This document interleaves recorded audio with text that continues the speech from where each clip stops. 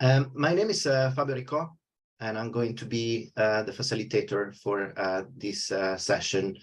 I'm a professor of higher education and economics here at the University of East Anglia, and I'm the director of Center for Higher Education Research, Practice, Policy, and Scholarship. So my task is supporting staff in developing good teaching, and also in performing research on teaching. And so how far have you got with that, Phoebe? As you can imagine, may I just ask colleagues to switch off their microphone if they are not speaking, so that we just make sure that we keep the focus. So I'm really pleased to start off this session on artificial intelligence.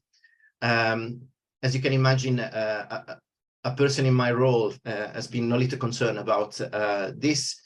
Chat GPT was launched in November 2022, and most certainly some of us have been caught off guard, thinking about all the possible applications and the implications for our teaching, and especially for our assessment. So most certainly something that we wanted to discuss about. And I am pleased to introduce a panel of experts from different institutions represented in our Aurora network. And what I would like to do is allowing each of our presenters to share their own view and their own perspectives. And then we are going to open the floor for discussion. So we got Professor Irene Hantschel-Erhart from the University of Innsbruck today, Professor Richard Harvey from the University of East Anglia, and Auli Viidalepp from the University of Tartu. And what we would like to do is actually exploring the issue of artificial intelligence from this different perspective. I will invite our panelists to give a brief introduction about who they are and what they do in their own respective institution, and share their own views about artificial intelligence. And I'm going to start with Richard from the University of East Anglia. Morning. Hello, Fabio. Can you hear me? Yes. Super. Morning, everyone. How nice to be back amongst the friends that are Aurorans. I'm a professor of artificial intelligence, so that's my burden. What I thought I'd do is explain the whole of artificial intelligence in about 3 minutes, just so that we're all on the same page. And I'll try and end with Chat GPT, which is the thing that is bothering everyone. Does that sound a reasonable thing to do? Because I'm more interested in your questions, of course. But okay, let's spool back. 1950s. Two guys had this idea of modeling the brain using something called a perceptron. And the model is pretty primitive. It hasn't changed very much, though. The idea is we're going to take some inputs on these various wires. We're going to weight them, add them up, and then we're going to put them through something that makes a decision one way or the other. It's called a perceptron. A lot of discussion about it, but the main problem with the perceptron was training it. How do you change those weights? And we all got very excited when we sort of started to put these together, and those were called old school artificial neural networks. And if you're old enough, you'll probably remember the excitement about the 1980s. There were lots of conferences on these things called ANNs, artificial neural networks, and we thought we were going to make artificial brains, and newspapers were full of killer robots and all the usual stuff. They turned out to be remarkably difficult to train on big problems. So it all went quiet. Nothing happened. And I remember being at conferences where Jeff Hinton and his crew were virtually laughed out the room, because people thought this neural network stuff is never going to work. Anyway, Jeff worked away very quietly and solved the problem. And he was able to construct these huge networks. That's what we call deep learning. It's pretty much the old learning, but they're very big, so they can deal with much bigger problems. That is supervised learning, and supervised learning is where you tell the network what the right answer is. And the idea is you look at the network, the answer the network is given, and you say, did he get it right? If you get it right, you say, well done, I'll increase all those weights a bit. If you get it wrong, bad network, punish the weights a bit. So it's reward and punishment training. So it's a very, very idea. It's just like training your children. Yeah, exactly the same technique, perhaps a bit more brutal. You don't attach them to the mains if they make a mistake and reward them with sweeties if they get it right, but it's the same idea. The trouble with supervised learning is data. How the hell do you get all this labeled data? We spent hours, just days and days and days labeling data. So the next innovation, this is an idea that's been around for ages, is can the network self-learn? Okay, that's called unsupervised learning. And what it does there is look for patterns. Unsupervised learning sort of gets you around the data problem. And that's how Chat GPT was able to be so effective, because it learned the relations between, well, it doesn't learn it between words, it learns it between tokens, which are sort of version of words. The problem with unsupervised learning, not to put too fine a point on it, is we don't really know what it's learned. So it's a bit like dealing with a child. Is it the Socrates problem or the Aristotle problem? How do you know what you know? Right, so it's an old philosophical problem. So this has been a real philosophical struggle for computer scientists, because we are used to building systems where we understand every nut and bolt, right? We build systems from top to bottom or bottom to top, doesn't matter, but we know how they work. We don't know how unsupervised systems really do their thing. So we've become a bit like economists. When you say to an economist, why does this loaf of bread cost so much money? They give you some waffle about how the economic pressures work and how the sort of equations work in the macro, but they don't actually know what decisions were made in order to make that loaf of bread cost what it costs. So that's the situation we're in, and that's the situation we're in with Chat GPT, which is not only when I say no one knows, I mean the inventors of Chat GPT don't know either. Right? They know in principle what they set up, but they don't actually know how Chat GPT, or if you prefer DALL-E or any of the other unsupervised systems, really work. So that's a complete mindset change for us computer scientists. Right? We're going to have to borrow techniques from philosophy and economics and other subjects in order to understand what we're doing. So that's where I want to just stop, I think, with one thought, though, which is one of the things you learn very early on in AI is to think very carefully about the mistakes that your system is going to make, right? All computers make mistakes, right? But AI is particularly prone to making mistakes. So you've got to have a philosophical framework for handling mistakes. And that's where a lot of people get into a complete muddle, I think, with modern AI. They think it's infallible, which it is not. They are not prepared to countenance what you should do if you make mistakes. And I cannot understand why that should be, because when you point out that humans make mistakes, us humans seem to be very chilled about that. But for some reason, AI making mistakes causes an existential crisis amongst all of us. So that's where I would like to leave it, because I think that's one of the nubs of the issue for the discussion. Thank you. Is that suitable? Thank you, Richard. It was very suitable. And yeah, I take a point about what economists say as a trained economist myself. It's quite interesting that actually development in economics through experiments are pretty much, getting similar to how artificial intelligence actually learns. So it was quite an interesting observation that you made. Yeah. I'm going to give the floor to Auli, that perhaps can tell us a little bit more about how humans understand this phenomenon of artificial intelligence. Yes, thank you. So I'm Auli. I'm doing my PhD in semiotics in Tartu, and I'm also a visiting researcher at Platski University Olomouc, which is part of the Aurora Alliance. And in my work, I've been looking at exactly like how people conceive of AI. And as it turns out, then well, already before, several authors have found that, unfortunately, the public understanding of science pretty much relies on media and also science fiction, especially when it comes to AI and robotics. And so it turns out that sometimes maybe it doesn't really matter so much what the machine can do if everybody believes it's like a Terminator anyway. So like we have to start, with fighting with those windmills and explaining to people, that, okay, then forget everything you've seen in the movies and let's talk about what it really does.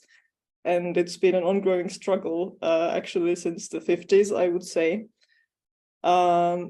On the other hand, also this idea of autonomous machines or machines as something comparable to humans or humans as something comparable to machines also dates back way longer in history. So, for example, in the 17th century, when we had like a lot of ideas about how the world was made up, was basically that it's like a giant clockwork, or there were many metaphors that described either living beings as some kind of machinery. Well, let's think of Descartes, for example, even, or also a nature, or like clockwork or world as some kind of natural clockwork that sort of keeps going. And one of the most interesting concepts from that time actually is this idea of natura artifex, which is like an image that can be found in a lot of medieval manuscripts, which basically depicts nature as a woman who is forging babies, like with a hammer and on a so yeah, like forging them like you would forge metal things, exactly like that. So that's one of the most interesting tropes in that sense. But when it comes to this day, then I would actually refer to one idea that's called technological determinism. And from the perspective of social constructionism or social construction of technology, this idea has been critiqued as something that sort of inhibits the development of democratic controls on technology, because determinist thinking portrays things as inevitable.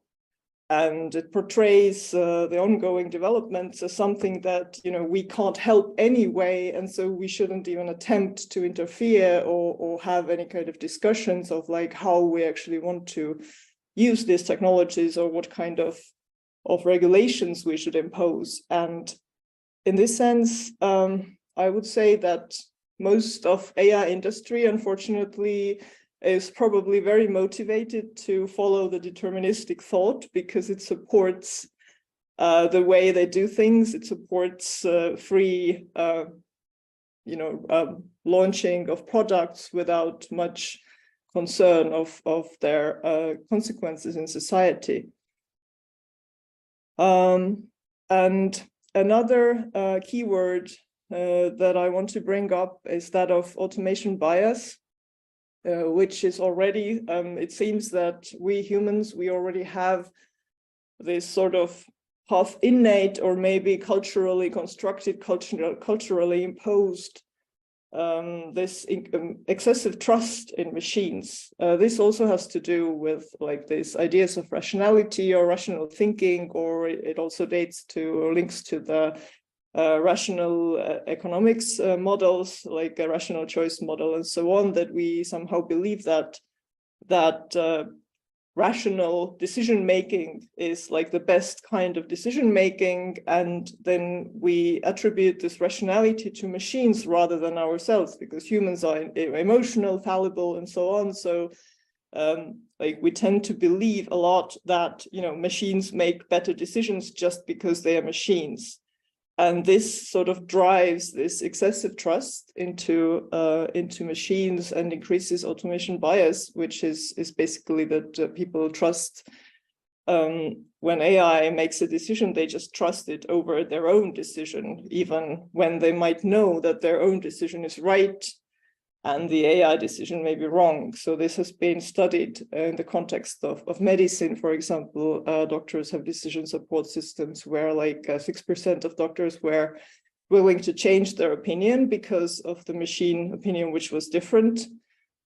And in a more innocent setting, there was a recent study that just took sort of labeling to human faces, attributing to them either like, so people had to decide whether the face was sort of like more sad or more happy. And then they were confronted with, so to speak, AI decision. They were told that AI made a different decision or a similar decision, and then they were asked whether they wanted to change their opinion. And over 30% of people were willing to change their opinion just because the AI said so. So this is something that that needs to be sort of addressed on a societal level also, like how we deal with these issues, and how do we build up workflows where people still, you know, use AI tools as tools and sort of put the trust in decision making where it actually should be, or you know, how to like recheck or still. But it seems that we are, unfortunately, like just very prone to anthropomorphism and this automation bias. So we sort of have to, I don't know, build societal resilience, basically, of how to deal with those fallacies on our part. It's like to be aware of them and how to sort of counteract them, or how to, and then this needs to be like a conscious effort. So it's not that simple. But I would stop here, yes, and I'm also interested in questions. So if you have any, feel free to ask. And thank you so much, Auli. A different perspective, but an equally important and interesting. And I would like to give the floor to our third panelist, Irene. Yeah, hello, and also a warm welcome from my side. Thank you very much for having me here. I'm Irene Hantschel-Erhart, and I've been Vice Rector for Digitalization and Sustainability at the University of Innsbruck since March the 1st. In this role, my job is to drive the university's digital transformation fully and holistically. And this includes research, teaching, and administration. In addition, it is also our task to have an impact on society in the sense of the third mission. So digitalization is nothing new in itself, especially or rather, or not even for universities, as the speakers before stated and said also. However, the transformation potential has never been as great as that which now arises through AI in general, and with the large language models as used in Chat GPT in particular. With the large language capabilities that now exist, we are getting down to the nitty-gritty, so to speak. AI is fundamentally different from previous technologies or tools, since it can create completely new ideas, stories, and so on. To a certain extent, it can be active in culture building. So it goes without saying that an intensive discussion of the opportunities and risks is needed at the university level. And my task is here to bring in the institutional side on this, and I will tell you what we have done so far in developing a common understanding and how we jointly implement measures for a good handling of AI or ChatGPT particularly. Our basic attitude is not to ban AI or ChatGPT from classes, not to panic, but to recognize the importance of these tools. They are already part of our lives, and AI is no longer just dedicated to just a tool for dedicated courses, but in principle, every class at the university is also in some way an AI course, at least in the sense of application and the responsible use of these technologies. So what did we do so far? We held, how we started, we had an event at the end of February called AI and University as a starting point on the one hand to raise awareness, and on the other hand to go into discussion and approach discussion with all experts we have in the university and faculty and staff, like we do it here in this session. At this event, we try to take a look at AI in the context of university, and we discuss around the following questions. We discussed about legal and governance issues. And the main question was, how can regulation preserve innovation potential while mitigating potential social impacts? Another big issue was the question around principal ethical and moral question in the context of a larger philosophical framework. How will AI change scientific methods and approaches, and what does it mean for teaching? And the second or the last part we discussed in that event was ChatGPT as a unique experimental linguistic test setup. What is language when isolated from other factors, e.g. from body?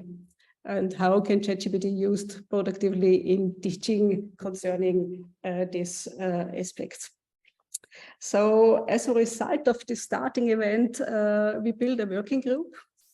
And this group now is working on a guideline for students and the staff how to use AI, ChatGPT in class. This working group consists of members from the rectorate, from the Senate, from HR, and so on. And this paper is now under construction, it's in development. We have no final questions, we are working on that. And but we started with the teaching aspects because the need here to give answers was the most relevant, the most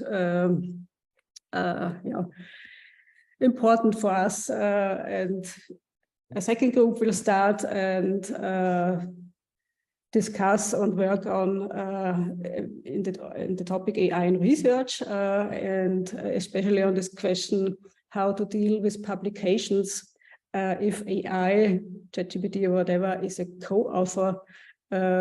What does it mean for good scientific practice and so on? So, and I've mentioned we have also a strong, we do many things for the third mission. We had also an event called AI and Libraries. There was some public event for in the Austrian Library Congress, where we also had an interdisciplinary discussion, and we discussed the role of libraries in this ongoing process about ChatGPT especially. So now that was from my side, the input, and I will now end with a question: what are you doing at your institutions? And I will, we're happy to hear what you are doing so far, and happy to have you in the discussion. Please, Fabio. Thank you so much. So three different perspectives, and most certainly we're not going to be able to solve all the problems and the questions with the artificial intelligence in less than an hour. But first of all, of course, I do welcome colleagues from all institutions to chip in either in the chat or raise your hand and share your questions and comments. And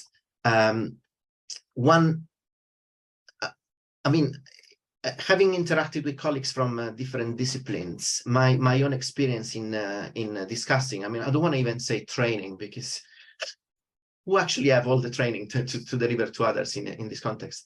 the experience is that it is very mixed across different disciplines in terms of the performance of artificial intelligence. And I think that the major concern has been assessment. It's like, what are we going to do with our assessment? But perhaps that perhaps is an urgent question, but it's not the real question that we should ask ourselves. And the real question is, how should we rethink our learning outcomes? What do our students need to know about Chat GPT?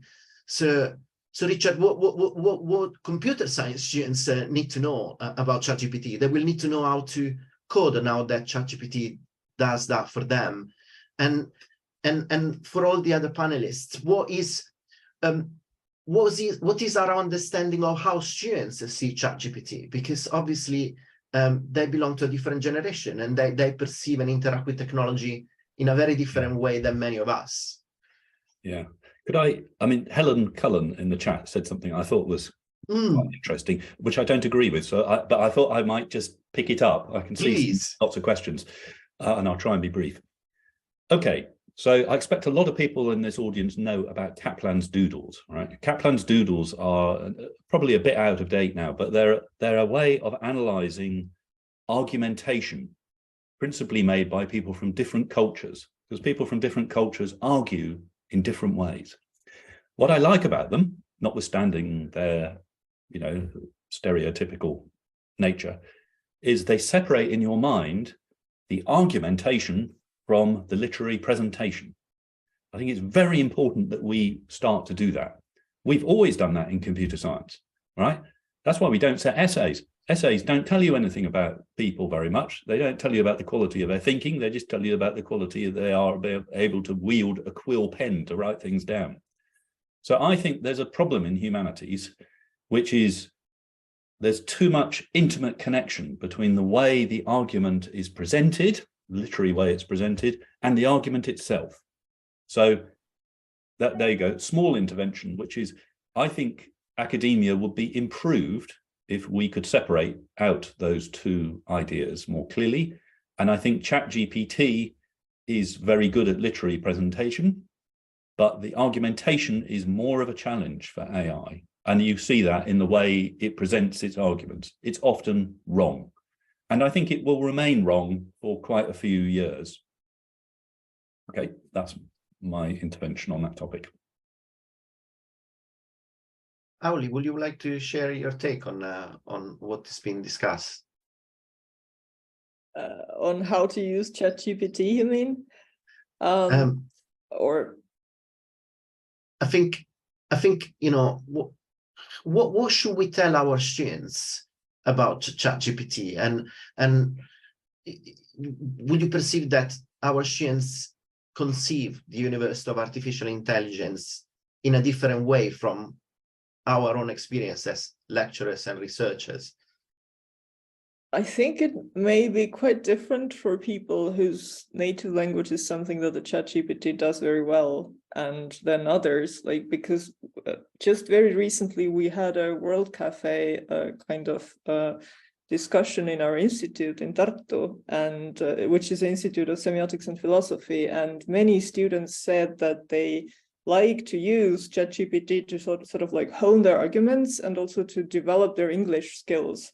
But as for actual essay writing, they found that it's completely useless, because when it comes to, any kind of, so I like to call it like this referential reality problem.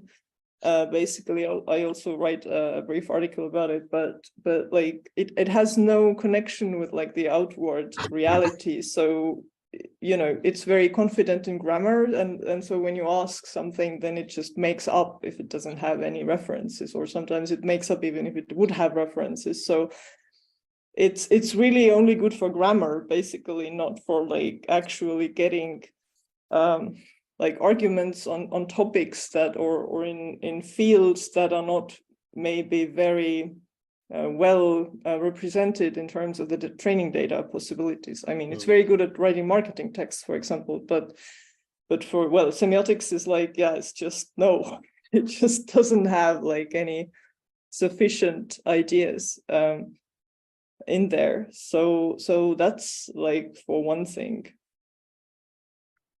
But I also see in the chat a question about whiteness, class and gender biases of AI. So there is a wonderful book on that exact topic, actually, by Yarden Katz. It's called Artificial Whiteness. And also I know that in the UK, Stephen Cave and Kanta Daihel have written a lot about it. And there are multiple books also on the topic, exactly how these biases factor in and how they impact like the culture and society on a wider scale. Thank you. Irene, I do welcome your take, and there are some other quite interesting questions in the chat. Lina, for instance, is asking to which extent we can put artificial intelligence to the service of higher education, and when, because we are still learning. So what should we do now, and what should we perhaps wait until later? Yeah, that's a good question. I have to say we have to experiment and we have to learn all together. We have no final answer, and I think that wouldn't be in a few months. It would be in a few months. It would be the same. So we have to experiment and we have to try out and see what works. And yeah, that's the big issue and the big challenge, this collective learning, because staff isn't prepared as well as the students. Maybe the students are better in using it, but they are not aware of the biases and problems and risks and so on. But they use it. 100% had used ChatGPT to answer homework. Someone wrote in the chat, and that's, I think, the fact. So you were discussing about the kind of events that you set up at University of Innsbruck. Have you and as it happens at the University of East Anglia, of course there is a lot of discussion amongst members of staff. But are you actually thinking about how to train students? What to tell students about artificial intelligence? Yeah, we have classes where AI and artificial intelligence is not only ChatGPT in the informatic courses and so on. It's of course how to build AI and so on, the topic and the most issues. But in all other classes, I have to say we aren't as far as we should be, so that I can answer your questions in a manner. We will start question to find out how all the staff is using it in their own courses, but I don't have the overview. And it's hard to say what works really. Cassie, sorry, you are on the left corner of my screen and I couldn't see your hand up, but now I do see it. So please come in. Thank you, Fabio, Pescao and I. Yes, I tried just to have an impression. I tried for myself what happens if I use Chat GPT. And my impression was that the result was fairly decent in terms of what I might like to tell others about something that I know about. It didn't really help me to deepen my own knowledge and understanding of a topic I knew. So I would be interested to hear how this reflects the panelists and the others' experiences with Chat GPT. And in a way, I think I like metaphors. It's like if you ask a student, get me a meal, they can go to the shop and buy a ready-made and give it to you. It's different from telling the students, learn how to cook a meal. Using Chat GPT to me is learning how to buy a ready-made meal and present it to somebody. It doesn't tell you how to learn to cook. And that goes back to some of the discussion in the chat. We need to define more specifically what the learning outcomes are, what students need to know, understand, and be able to do in terms of critical thinking, problem solving, analysis, and inquiry. And everybody who's interested should stay on for the next session with the Aurora competencies, because Max Tomoshek is going to talk exactly about that.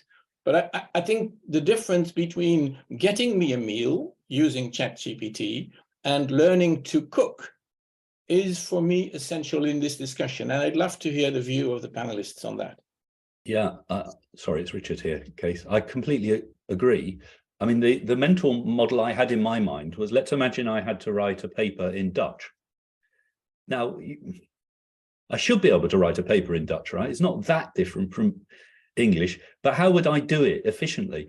I construct the argument myself, and then I would love it if there was a Dutch Chat GPT, because it would just spit out beautiful Dutch. It would save me the pain, but it wouldn't do the argumentation for me at all well. It would be a mess. And now I put in the chat an example of me speaking to some high school kids, sort of 15-year-olds, who were using this thing 100% of the time, as far as I could see. You know, they were very, very fond of it.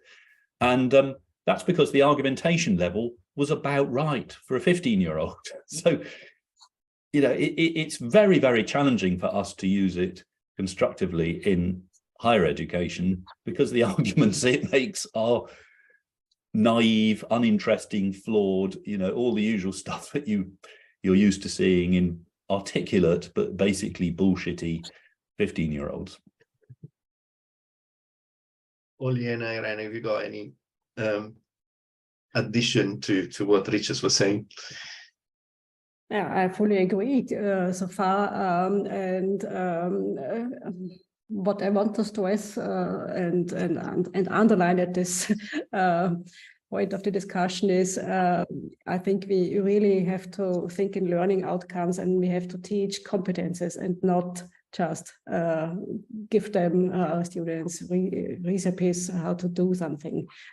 This is a part ChatGPT and others can do, but not the training of the skills they will need in their jobs and in their life. So we have to look at the learning outcome as, I'm not sure who said it, but it is also stated before. Thank you. Thanks. Auli. Yes, well, considering the use of ChatGPT in studies, I mean, I know also professors or teachers who try to incorporate it in some manner, and the preferred way to do that would probably actually be just, you know, you have a generated text, and then the student is actually supposed to comment on that text. Because as much as I've tried, I mean, yeah, it's very easy to get some kind of to like typical questions. It's easy to get a text out of it that sort of sums up, I would say, the prevalent beliefs in society about some topics, but these are not necessarily scientifically valid. And so the task would be actually to, you know, to go through each sentence and challenge this assumption that is worded there, and you know, bring counter arguments or try to look for some kind of evidentiary support, you know, in terms of literature or resources to, you know, like, is it actually like a valid concern or a valid statement, or is it maybe just that, you know, we have this Wikipedia list of the most common fallacies, right? Or like most common urban legends or something. So like a lot of ideas that actually circulate in our culture, they are also based on these, you know, semi-folkloric assumptions, I would say, and because they are so like there's constantly also in science there are initiatives to sort of challenge those common assumptions about things, about the order of things in the world. So ChatGPT can be used for that. So, Auli, I mean, it's a really good point, this, and perhaps people, although it's perfectly true, there have been racist AIs in various ways, you know, and you've put those references there. there's more reason to be optimistic about AI because you can train it. So, and that's the whole sort of topic of unbiased AI that's out there at the moment. I'm not optimistic that I could persuade irredeemable racists to not be racist. You know, they're too old, but I am optimistic you can retrain AI and you can do it systematically. So there's every reason to think that undesirable behaviors that arise from bias training data can be corrected. We had I'll put a but in, if you like, but we're into the realms now of social science, which computer scientists are not only not very good at, they're not very interested in. So I would say, if you're interested in these sort of topics, come into AI, because the salary is very good and it's an extremely interesting area to work in. We had Christelle wanted to share her thoughts. Yes, hello. Well, thank you so much for all this information. It's very, very interesting and stimulating. I just wanted to make a comment about how we can check upon the use of Chat GPT by our students. Having experienced it myself with my students in economics, where we mix mathematics exercises and dissertations essays. What I've noticed is that for the essays, Chat GPT doesn't report any references. So when it's good at structuring, at making good sections, subsections, but then the text itself is empty of referencing. So that's a good way, first way to check whether or not the students have just copied and pasted an essay from ChatGPT. So far, it doesn't have the essay, the references, but I'm confident that the AI will improve fast enough to soon make those changes and adjustments. So I think that we have to anticipate that and to adjust ourselves in the way we are testing our students. The old-fashioned way we have done doesn't work anymore. And we know that already with Google. I mean, we've noticed already that they were using Google massively. We have to mix, I think, more the written and oral tests, because at the oral level, we can ask them questions, we can interact with them, and then we can check whether or not they understand what they are presenting, which we cannot do solely with written exams. And I think that that can be implemented even at in hard sciences, when they have to make presentations, oral presentations, they need to master what they're talking about in a very different way. So I think that we have to rethink the way we assess our students, and maybe it's going to take more time for us as lecturers and professors, but we need to take that into consideration and make sure we don't just overlook these aspects and give degrees to students who haven't fully understood what they're talking about. This is our responsibility, so we need to make sure we adapt to that. But I have nothing against AI. I think it's a very good tool, and I think that it can challenge the way we think. We can use it also to as you said, Auli, to just as an example, we just, during a class, we just make a test with them on ChatGPT, and we make them question the answers and reflect on that. I think it can be good, but we just have to live with it. So we need to adapt. Thank you. So shout out to our fellow economists. I had a quite interesting experience with several interaction with ChatGPT, and getting back to a point that Auli was making. For the first time the other day, I was talking to the founder Karl Marx and having a conversation with him. He didn't want to respond to a question that I was asking, and he really felt that he was dodging it. And I was getting irritated, and I felt that he was getting irritated. And all of a sudden I said, oh, hang on a minute. Why are we bringing emotions in here? You know, why I'm having an emotional reaction to this? And it was the first time that I really felt caught off guard, which I thought it was really, really interesting. But this leads me to ask another question, like an economist. As we know, when we do searches in Google, results are not ordered at random. there is a pattern, there is a strategy, and products are being pushed. So certain agendas are actually being pushed, and some of these artificial intelligence endeavors are there for profit.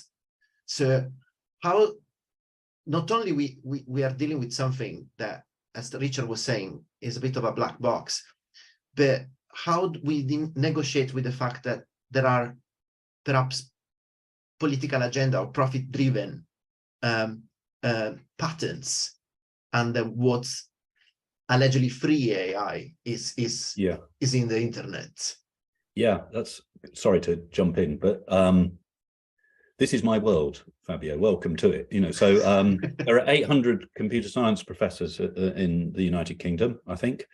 Facebook Research is advertising for has more vacancies than that right now. That's the number of vacancies they have. So in my world, the computer science world, all the good research is done by commercial entities. Perhaps I exaggerate. A large proportion of the good research is done by commercial entities. Almost all the work that is presented to you has a commercial agenda in my field. You have to deal with it, yeah? And you have to steer your own work around. I've stopped working in certain areas because Google's in it. I can't compete. So it's very, very significant. And it's a very, very, you might find it depressing. I mean, you might find it really aggravating, but it's a really going to be a really significant effect in a number of academic disciplines, I think. Auli and Irene, have you got any feelings about what we discussed?